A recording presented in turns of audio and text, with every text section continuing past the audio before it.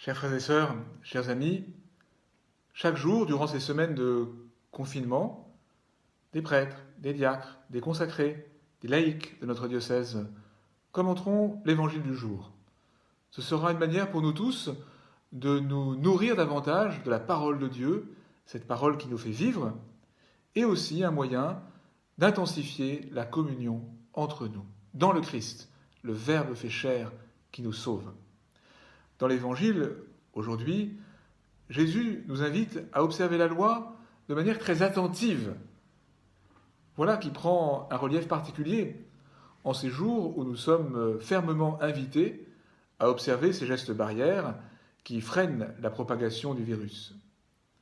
Mais, de même que l'observance des préceptes exprime surtout un état d'esprit, de même, l'attention à ces gestes barrières décisifs exprime notre attention les uns aux autres, notre vocation d'hommes, de femmes, de chrétiens à servir la vie de ceux qui partagent notre humanité.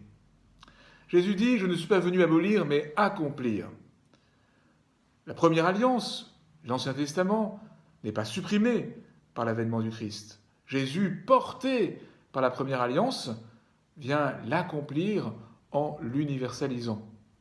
La loi et les prophètes nous préparent à accueillir Jésus, la lumière de toutes les nations.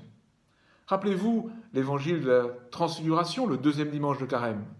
La loi, incarnée par Moïse, les prophètes, incarnés par Élie, qui nous aident à nous tourner vers le Fils bien-aimé, en qui Dieu le Père a mis tout son amour pour nous éclairer et nous transformer. Jésus accomplit toutes choses.